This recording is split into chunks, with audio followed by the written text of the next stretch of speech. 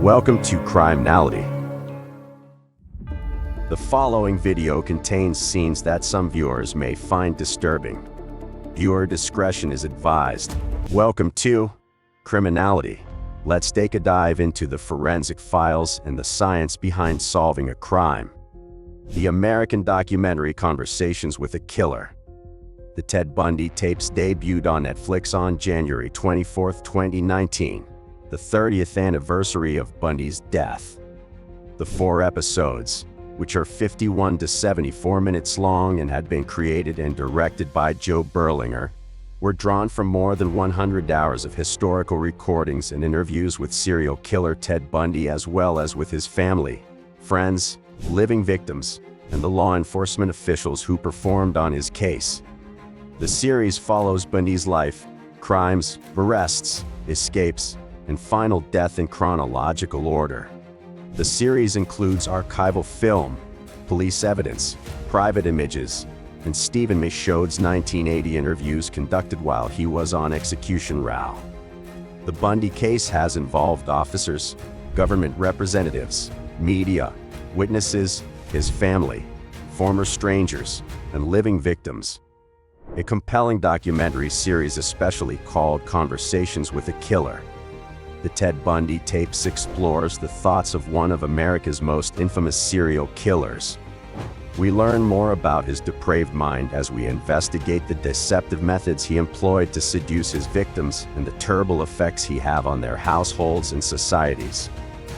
This film serves as a terrifying reminder of the evil that can lurk inside seemingly regular people and the necessity of continuing to be watchful in our attempts to safeguard society from such attackers. When Stephen Michaud claimed to be an investigator working on Ted Bundy's appeals case, he was 31 years old and incarcerated in Florida State Prison. He was a journalist who was writing a book concerning the serial killer. In fact, Bundy had promised to give him the whole truth about what took place and to provide evidence that he hadn't ruthlessly murdered numerous women. Every several weeks, the guards took Michaud past the other convicts who were awaiting execution through the long, dark corridor. They would proceed to a room in the middle of the prison that had a single entrance and windows on all sides. A table, 2 chairs, and an ashtray were present. When Bundy was taken in, he was outfitted in a peach sweatshirt, shackles, and a belly chain.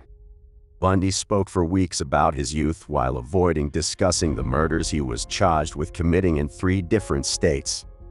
Bundy had studied psychology and had attended law school for a short time, so Michaud asked him to explain the crimes that he was charged with in the third person to pretend as an authority. That approach really worked to take out the truth. He grabbed my tape recorder, nestled it in his lap, and off he went, Michaud says. I was more of a stenographer than a journalist through much of this. I just had to keep the tapes going and take notes. The drafts of Michaud's 1983 book, The Only Living Witness of the True Story of Serial Sex Killer Ted Bundy, were written by him and his co-worker Hugh Ainsworth. An edited transcript of the tapes was made public following Bundy's execution.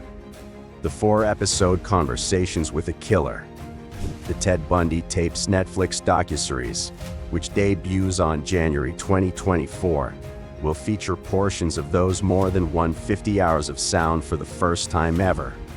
Linda Ann Healy, 22, was kidnapped and murdered with brutality by Bundy in 1974 when he started his crime rampage in Washington. The documentary demonstrates how unsettlingly forgiving individuals were prepared to be as a result of Bundy's allure and innocent appearance. Judge Edward Coward addressed him after he was given the death penalty for the 1978 murder of 2 women at the Chi Omega sorority home at Florida State University. Bundy was given a second death sentence for the murder of Kimberly Leach, the 12-year-old girl, a year later. Bundy kidnapped another victim, 12-year-old Kimberly Leach, who vanished throughout the school day on February 9, 1978, before being captured by Pensacola police. Leach's body was discovered in a shed 2 months after she vanished. The victim, the 12-year-old, had been assaulted and killed. Witnesses claimed to have seen a young girl and a man who appeared to be Bundy walking in the direction of a white van. The jury judged Bundy guilty based on this evidence, and he was once more given the death penalty. However, Bundy insisted on his innocence while incarcerated and started looking for someone to hear his side of the tale. Before then, Michaud had been employed by Businessweek and Newsweek. He received a call from his agency at that time. He had previously worked on criminal investigations such as the kidnapping of the Seagramer in 1975, but it took a long string of events for him to meet Bundy. Bundy's girlfriend Carole Boone had made friends with a TV reporter in Seattle who was reporting on the Bundy case. The journalist, his Ben's colleague, was married to Michaud's agent. Without hesitation, Michaud accepted the agent's invitation to participate in the interview. Michaud resigned from his position and invited Ainsworth, a former co-worker at Newsweek, to join him on the project. While Ainsworth thoroughly examined all the material against Bundy, Michaud was heading to Florida to speak with him. Bundy's elaborate theatrics in 2 Florida courtrooms were witnessed. Bundy mostly attempted to dominate the debate by positioning himself as the main character in his own famous biography. And when he spoke about his time in prison, he painted himself as being very distinct from the other death row convicts. Occasionally, Bundy would arrive at their meetings slurring and obviously high. Bundy arranged the marriage of his lover Boone in an Orlando courtroom through Michaud. Boone became a witness in one of Bundy's murder cases when he improbably proposed to her. In the video, Boone is heard explaining how the pair was able to confirm their marriage and how they eventually fell pregnant with the couple's child Rose. Boone eventually started to distance herself from her new husband after understanding he was telling Michaud awful details regarding the horrible things he was charged with doing. Michaud was starting to feel the effects of his time with Bundy, the deceitfulness, and the graphic details of the atrocities. Finally, Michaud stepped away from the interviews in late June 1980 and asked his colleague Ainsworth to take over. In talks with authorities nearly a decade later, in the closing days before his 1989 performance, Bundy eventually admitted to the deaths of 30 women in an effort to postpone his own execution. When I was interviewing him, he was still fairly fresh off the streets, a year or two. He just was not going to dip in and bring that stuff out for me. And he didn't, Michaud says. His eventual execution was years and years away. He knew that. He had some reason to think he might have beaten both cases against him. It was a failure. On January 24, 1989, Bundy suffered an injury inside a Florida State prison cell block as 200 spectators cheered from the outside.